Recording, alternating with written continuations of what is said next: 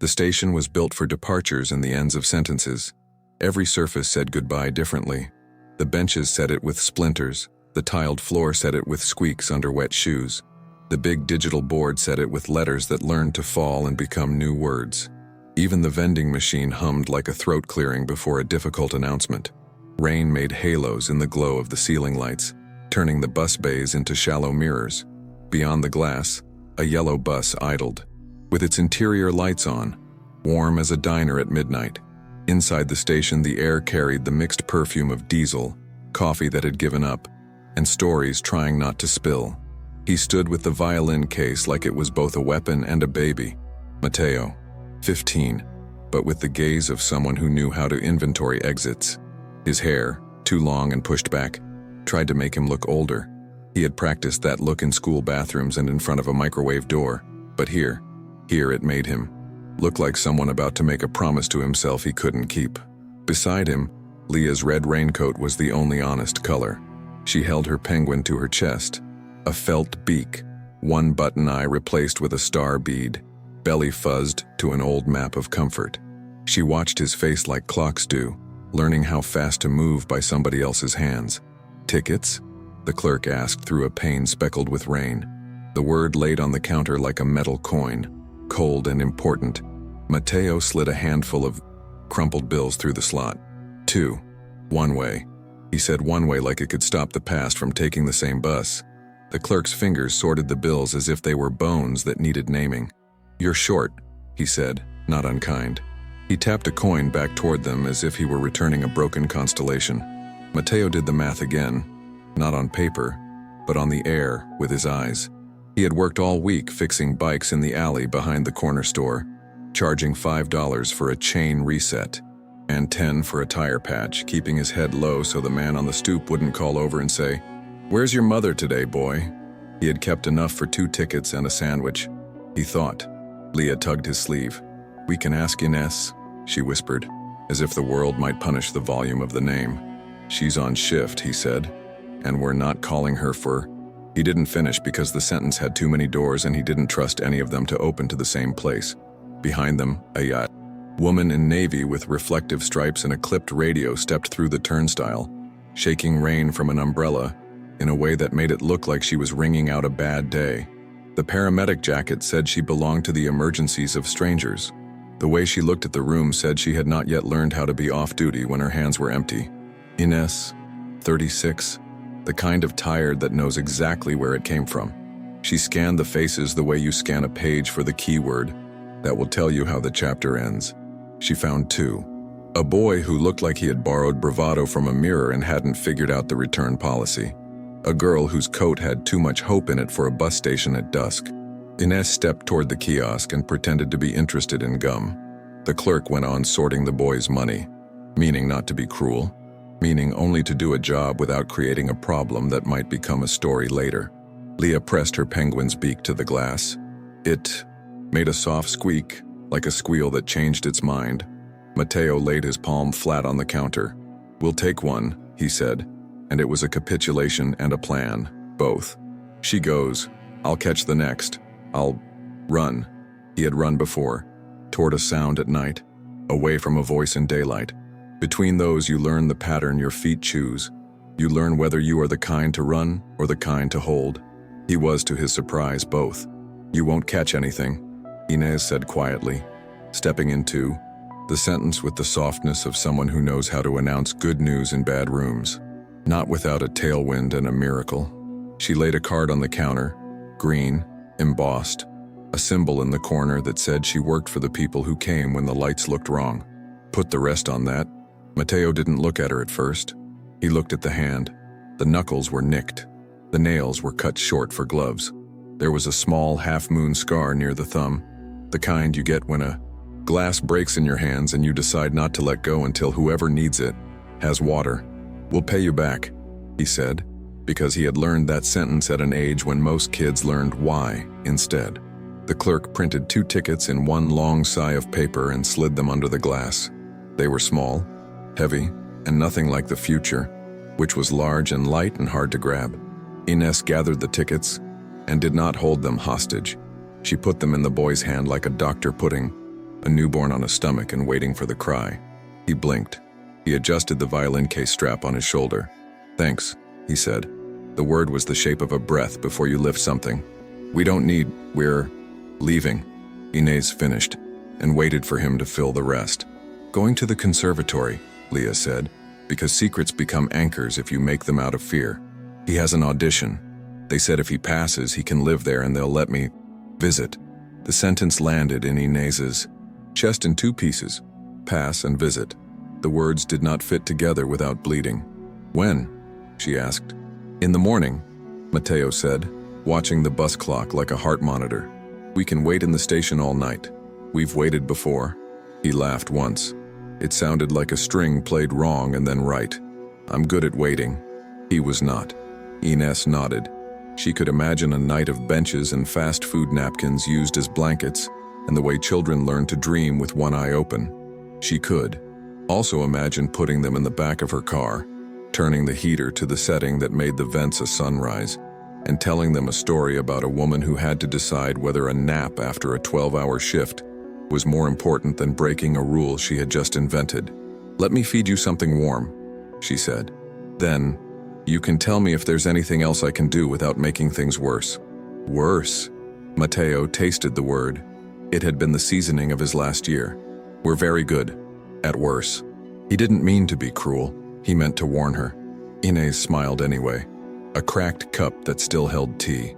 They sat at a counter with 5 stools, and a man who washed the same surface every 10 minutes, because it gave his hands something to do.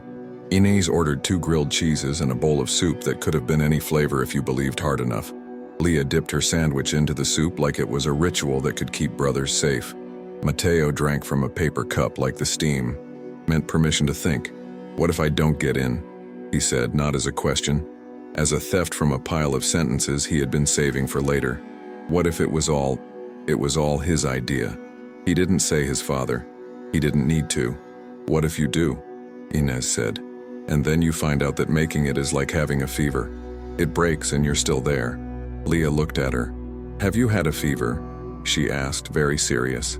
"Lots," Inez said. "Twice this week." She didn't explain adrenaline. She didn't need to.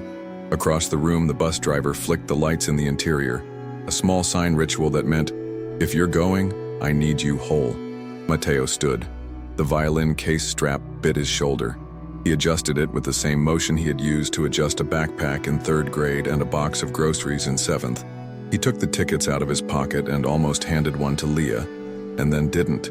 The world, generous and unforgiving, waited to see which he would be, holder or runner. Inez interrupted gently, the way you interrupt someone tying a knot around their own hand. "Where is your mother?" she asked, not to demand, but to place a light somewhere that wasn't on them. Leah pressed her cheek to the penguin and answered with the confidence of children who have learned their truth won't be punished. "On a boat," she said. "She cleans rooms. She sends us pictures of towels that look like swans. She says when the ocean is big enough, work feels like a nap. In the Gulf," Mateo added, dry as ship's logs, "where phone calls go to sink." "And your father?" Inez asked, because she had a first aid kit in her trunk, and the rules said you assessed the scene before you moved the bodies. "Gone," Mateo said. It was a story and a choice. "Or everywhere." "Do you have anyone here?" she asked.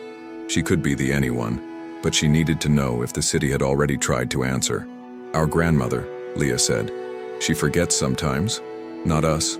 Everything else." Mateo breathed. Out. It fogged his cup lid. "She remembers the smell of Sunday," he said, "but not which day it is." Inez nodded. "There are therapies for that. There are also prayer candles, unofficial guardians, and the fact that time can be a hallway with only one door."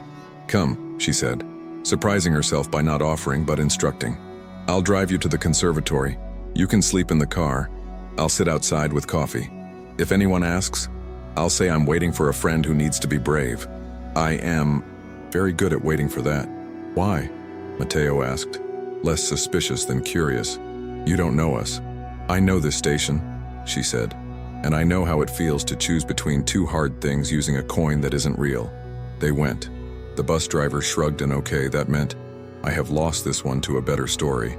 The clerk behind the glass watched them leave and thought of a time his daughter called from a city with a different name and said, "Dad, I'm not ready," and how he had said, "Everyone pretends."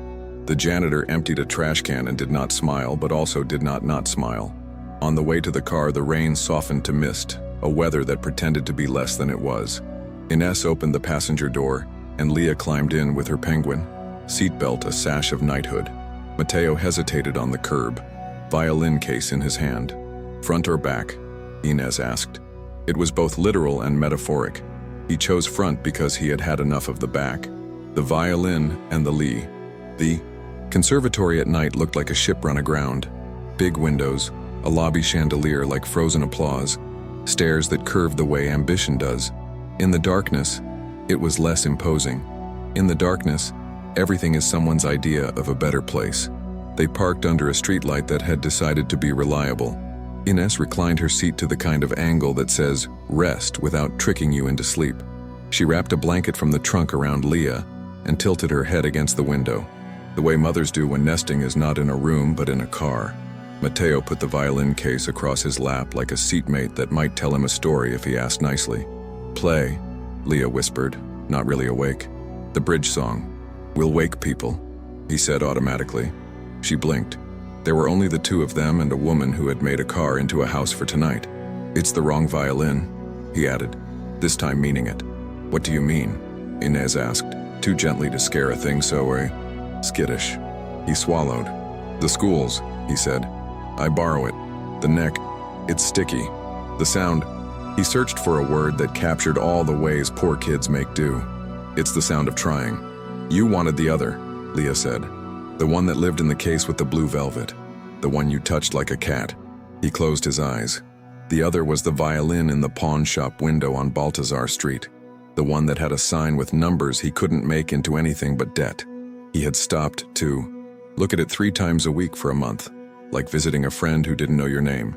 The shop owner had tried to sell him a cheap one, new varnish like a lie. He had said no, and the man had looked at him with a kind of annoyed respect, as if to say, "Fine, you know the difference." "I told the email I had a decent instrument," he said. It was one of the questions. "Do you have an instrument available for practice and performance?" I clicked yes, because if I clicked no, they'd say no. "That's not a lie," Ines said, not to absolve but to place it. "That's a wish you wore like a coat in the rain."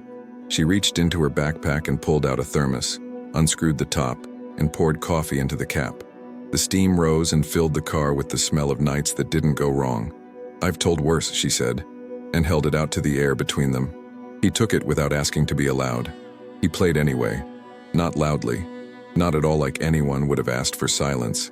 He tuned the A to the pitch of the night, B flat always because night drains brightness out of rooms the way hospitals do, and he set the bow and he played the bridge song, the one he had written on the back of a worksheet in math when the substitute didn't notice, the one that had grown from 5 notes into 30 and then into something that could carry weight.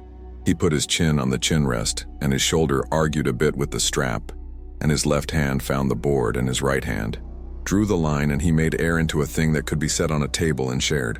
Leah's breathing slowed. The rain tapped. Ines leaned her head back and looked at the ceiling she could barely see, which said interior on one side and sky on the other, and she let herself imagine for 5 minutes that the two sides could meet. When the bow lifted, the air did not know whether to applaud or hold its breath. It did both, the way air does when the person with the instrument is both child and man. "That," Ines said, not at the windscreen but at the boy. "That is the thing you put in the room tomorrow. Not your story about being poor, not your apology. That. What if they want scales?" Mateo said, almost smiling. "Then you give them scales," she said, "and hunger, and the sound of a bus station in your G-string." He huffed a laugh. "G is the one that breaks." "Then bring a spare," she said. "I have tape, we'll make one." He slept. Like you sleep when someone watches the door with a badge they made themselves. Leah slept with the stuffed penguin under her chin and her hands open, the universal posture of trust. Ines stayed awake not because she had to, but because she wanted to, which is a very different way to miss a night's sleep. The Sunday that fell apart. The audition room was not forgiving. It had that conservatory smell, rosin, and ambition. 7 chairs, an upright piano with more varnish on its ego than its keys, a panel of 3, a woman with eyes that saw everything, a man with a bow tie that apologized for his competence, and a grad student with a notebook that kept thickening with people's hopes. They called his name like a sound check. He stepped in, and the violin felt worse under fluorescent lights. He did not look at the panel. He looked at his hands. They were steady in the way boys' hands are when there has been too much responsibility in them. He nodded to the accompanist, who nodded back like 2 pilots meeting at a thin runway. He tuned. He took a breath. He played. He did not play perfectly. He slid once on a shift, and the E squeaked like a shoe on tile. But the part that had not been written on any paper arrived anyway. The part where the room remembered and then pretended to forget to breathe. He finished. He did not bow because he did not know whether he deserved to. He lowered the violin and waited for the version of his life where people spoke to him without telling him what to do. The woman with the seeing eyes said, "Thank you." She meant it. "May we ask about your instrument?" The word sat there like a small stone in a bowl of soup. It changed the temperature around it. "It's borrowed," he said. No elaboration, no apology. He was, to his credit, learning. "We have a loaner program," the man with the bow tie said. He smiled the way men do who were once boys who cried in practice rooms when no one was looking. He glanced at the woman, who didn't nod, and then at the grad student, who wasn't in charge of anything but being tired. The paperwork can be cruel. Cruel, Inez repeated in the hallway afterward, when he told her in 3 sentences and a silence. "We can do cruel." She was holding a paper cup, and Leah's hand in the same grip. They were walking toward the exit when the door near the reception desk opened and a woman stepped in with hair that had tried to hurry and lipstick that hadn't had time to decide. "Matteo," she said, breathless. "I made it." His grandmother. He hadn't told her the time. She had found it. She had forgotten the street and the number, but not the feeling. She remembered the smell of Sundays, and it had led her to the door. Her sweater was buttoned wrong, and her purse was open and tucked under her arm like a cautionary tale, and her eyes were full of 100 remembered faces and one boy who stayed the same in all of them. "You played," she said, which was not a question. He nodded. "It's okay," he said, "because the only way to survive a hard room is to make the hallway softer with lies." "Your mother called," she said, digging in her purse for a phone that did not exist. She said, "We had bread." "We did," he said, swallowing. He took her arm to steady her. "We do." Behind them, a man in a black suit carrying a sheaf of music asked the receptionist for a pen. In front of them, Leah's red coat made a punctuation mark that the building did not know how to read. Inez stood very still, as if stillness could keep this moment from falling apart. Then the social worker arrived. She had that expression of people who used to be feasibly hopeful and had learned that hope had to be rationed. She wore flats that meant business and a tote bag that said, "These are my forms." "Matteo Rivera?" she asked, checking her pad. "My name is Carla Pires, Family Services." She looked at Inez, registered the uniform under the jacket, recalibrated. "We received a report," she said, to no one specifically, and to everyone. "Grandmother with dementia. Minors unsupervised overnight." The word unsupervised landed like a gavel. Leah gripped the stuffed penguin so hard the felt beak bent sideways. Matteo stepped forward instinctively, the way you step toward a stove when you know the pot will spill and you can't afford another mess. Inez raised a hand slightly, not to block but to ask for air. "I'm Inez Andrade, EMS," she said without rank. "I stayed with them overnight. My number's on the dispatch. I can verify care." Carla's jawline relaxed a degree. "I appreciate that," she said, and meant it. "We still," she lifted her tote, "have to do the dance." They did the dance. In a corridor, near a glass case with old photographs of donors who had loved the sound of themselves near music. It was not the worst dance. It was also not anyone's idea of kindness.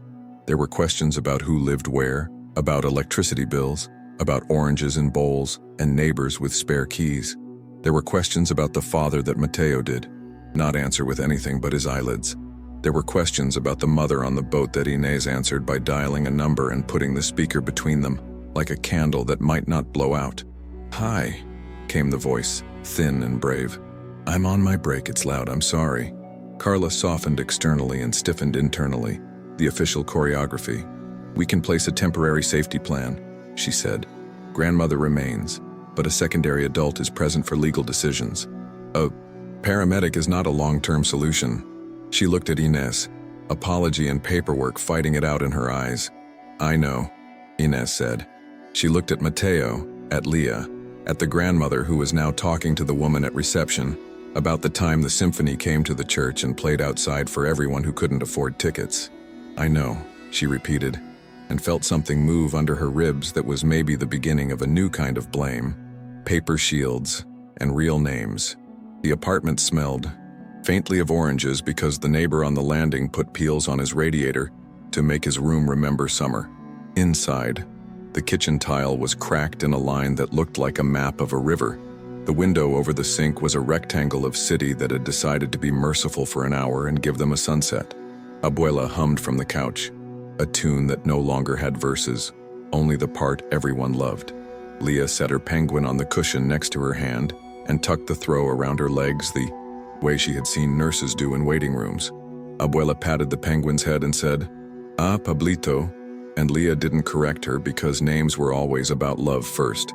Inés boiled water, not because anyone wanted tea, but because boiling water makes a room sound like choices. Carla sat at the table and laid out forms like a fortune teller who really wanted to tell you the truth. "Temporary family safety agreement," she said. "We list formal supports," she gestured to Inés, "and informal, neighbors, friends. We note schedules, school, work. We add a plan for emergencies. Who calls who, and who says yes. Who says yes," Inés repeated, and thought of all the ways people had told her no this year that had nothing to do with policy and everything to do with fear. "Full names," Carla said, pen ready. "Addresses, phone numbers, real ones." She smiled very slightly. "No more coins." Mateo bristled, then relaxed, then bristled again. "I didn't lie," he said, which was not true, and also not false. "I made things line up." "In the report," Carla said, "you were unsupervised. In reality, you were supervised by a paramedic with a badge, a grandmother with a memory that works when it wants to, and a sister who can count to 100 by fives. I'll take reality." She handed him the form. "Write your name like you'll want to see it on a program." He wrote it slowly. Mateorivera. His hand shook at the R. He put the paper down and took a breath and lifted the pen. He finished the A like it was a solo line. Inés filled in her lines. Inés Andrade, phone, EMS, address, Jonah's name from next door, who had a key and a view of the landing and a taste in salsa that made you forgive him for anything. Carla ticked boxes. She had done this 100 times with 100 families. She had learned to see when the paper was a shield and when it was a weapon. Today, it was a shield. She put it in the manila folder with an embossed seal that pretended to be more than a sticker. "How long?" Mateo asked, not sure what he meant by the unit. Days, years, the breath between this and that. 30 days, Carla said, always honest when she could be. Renewable, reviewable. If school is stable, if the doctor visits are done, if the neighbors vouch, if the grandmother is watched. "I watch," Leah said. She sat up straighter. "I'm good at watching. I can spell seizure now. Seizure. Inés finished gently. "You can also spell rest, I think. Rest, Leah said a little defiant. "But I don't do it." "Learn," Inés said. "We'll need you rested to boss us around." Music in the stairwell. The conservatory called on Tuesday. The voice on the other end was the woman with the seeing eyes. "We can't offer admission this term," she said, and Inés watched Mateo's face prepare for that blow the way boxers tighten abdominals before the body punch. "We can offer a scholarship for Saturday studio, and a loaner instrument, and a place to practice that isn't your kitchen, and..." She paused. You could hear papers being organized. "We can offer a performance in June for scholarship prospects. Playwright, and the board might make room." "Room," he said, not sure whether it meant space or money or mercy. "Okay." He hung up. He didn't move. Carla's forms were in a folder on the shelf under the telephone. Abuela was planting beans in a yogurt cup with Leah. who was explaining to the seedlings how to be brave in a window box. Inez stood at the sink with her hand on the tap even though there was no reason to turn it on. "A no, that thinks it's a yes," she said very softly. "A maybe that wants to be a yes," he corrected, even softer. The stairwell in their building had ridiculous acoustics. It was a concrete cylinder that made claps into thunder. On Thursday at 6, he took the loner violin, not blue velvet, but also not sticky, with a neck that smelled like shellac and hope, and he sat on the third-floor landing where the light bulb always worked, because the neighbor on 4 changed it himself with a ladder as tall as his patience. He tuned to the sound of the building, the fan in the laundry, the laugh from 2 doors down, the elevator that groaned like a man getting up from a nap, and he played. Not loudly because people carried their days home on their shoulders and you don't starve or feed them without asking. He played the bridge song, and then the part where the bridge meets the river, and then a scale that was a scale and not a prayer, and then a prayer that was not a scale and still asked the same question. Doors opened, not all the way. Enough for air and faces. A boy from 2 sat on the step and rolled a soccer ball back and forth under his palm. A woman upstairs closed her eyes and put her back against the wall and imagined her mother's kitchen. A man hummed harmony poorly and with zeal. Leah lay down with her head on the cool concrete, and her penguin under her cheek like a stone with good intentions. Inez sat 3 steps up where she could see the whole circle, and felt something unclench inside her that had been tight since a caller said multiple victims in her ear 5 months ago, and she ran toward a street with more lights than stars. After, he lowered the violin and looked up and around as if he had woken people from a nap and needed to apologize. No one spoke. Someone tapped the banister twice with a ring finger. An old building's applause. He smiled without permission. It looked good on his face, so he kept it. Trial in the corridor time passed. Not like a clock. Like a person in a rush in a hallway who keeps bumping and saying sorry and meaning it, and also not. Kyle showed up twice. The first time, drunk and loud. Jonah at 2 had been rehearsing an argument for years and finally got to use it. "You don't live here," he said from the top of the stairs, arms crossed over his undershirt, belly proudly uninterested in his age. "Leave." Inez stood in the doorway with a phone in one hand and a world of police report numbers in the other.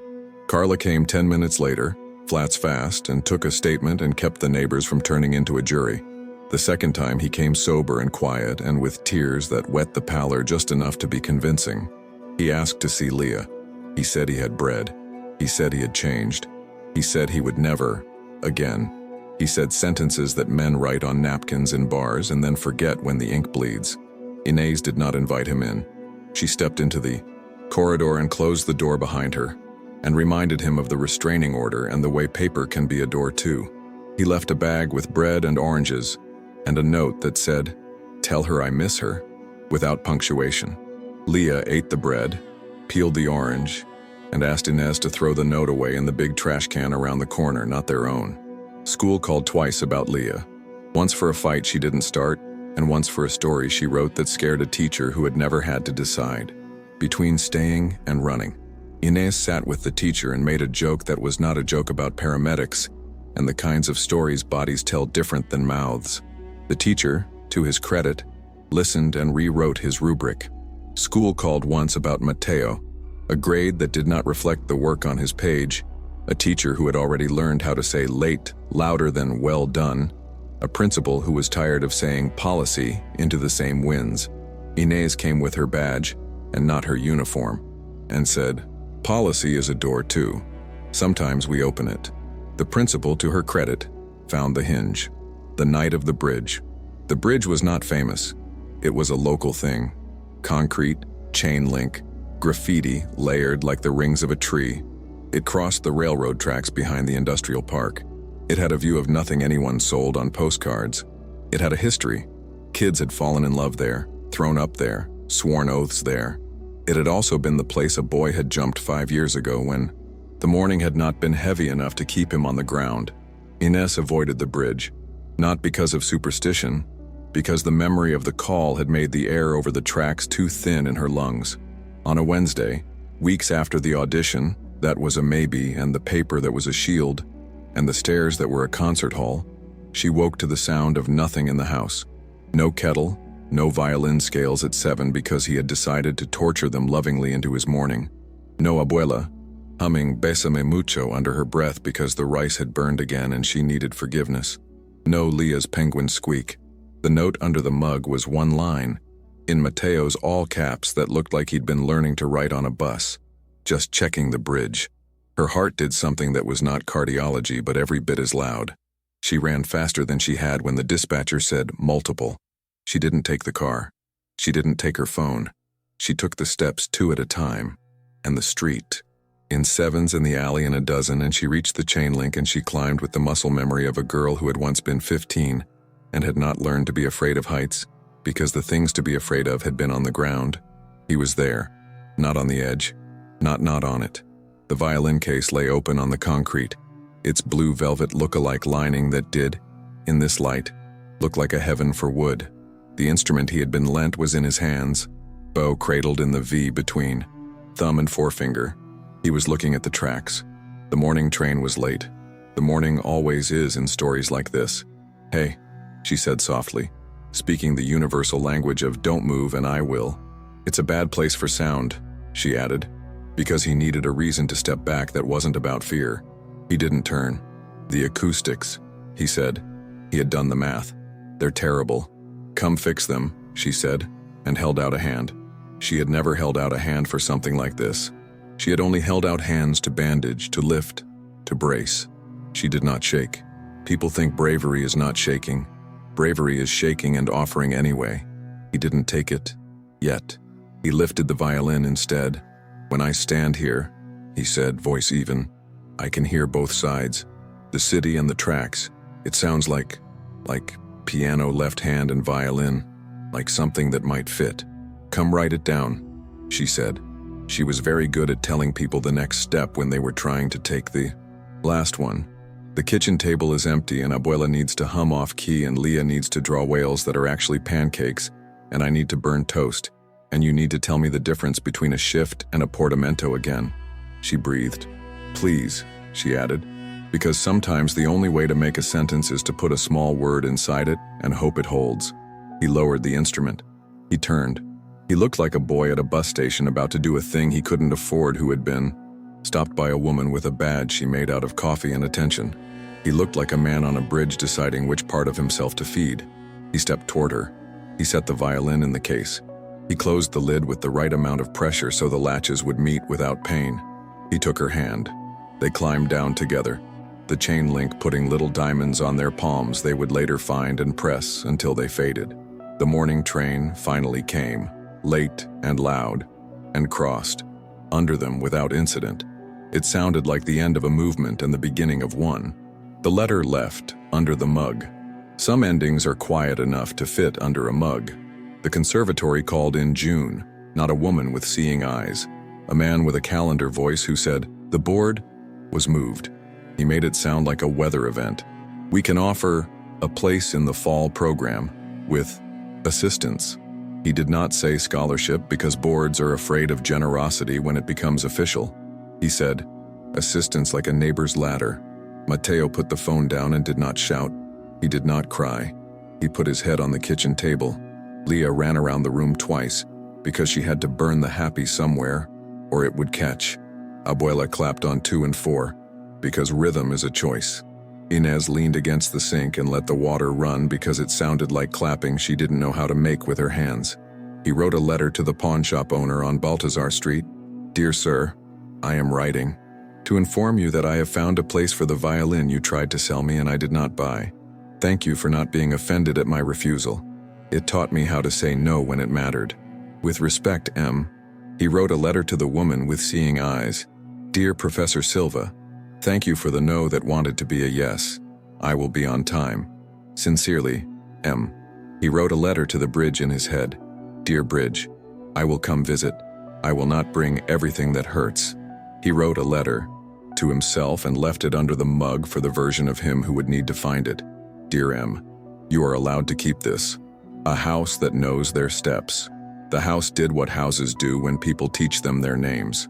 It learned the rhythm of mornings, Leah's penguin squeak, Abuela's humming, Inez's kettle, Mateo's scales. It learned nights, radio static in the paramedic backpack charging by the door, the soft click of the latch when someone came home, the way 4 sets of footsteps told it. Everything it needed to know. On the whiteboard, the rules changed. Shoes on off. Weather decides. You can always finish later. If it's music, sometimes don't. The dog, borrowed from Jonah, has rights to sun patches. If someone is in the bathroom, knock, wait, sing one line. You can cry here without explaining why. Not now is allowed. Not ever is a conversation. If the past knocks, we look through the peephole together. Pancakes, Sundays, whales optional. Music in the stairwell at 6 on by Thursdays. Bridges are for crossing, not stopping. They hung a frame by the door with 4 photos. In the first, Inez stood in her jacket with a coffee cup she used for staring at the night. In the second, Leah and Abuela had their heads tilted to the same left. In the third, Mateo held a violin like a secret he was ready to keep. In the fourth, the 4 of them sat on the apartment steps under the flickering light, and the light decided, for once, to hold steady. The station still existed. Buses still left. People still threw their hands up at schedules and at promises. Sometimes Inez's shifts took her back there, and she stood by the window and watched for boys with cases and girls with coats, and anyone who looked like they might need someone to decide to be the person who pays for tickets. Sometimes she found them. When she did, she said, "Warm first, and paper second, and tell me what would help, not just what happened." When she didn't, she went home and someone had left a note under her mug because the kettle had boiled and the toast had burned, and the house had decided it was her turn to be the one who was watched. And when fall came, and the conservatory doors opened, and sons and daughters walked in with instruments and 2 parent piles of forms and years of lessons, a boy in a thrift store jacket and a borrowed violin stepped through, and a woman in a paramedic jacket stood outside with coffee like a vigil, and a girl in a red raincoat counted pigeons and measured time. By the way, music makes air into something that holds.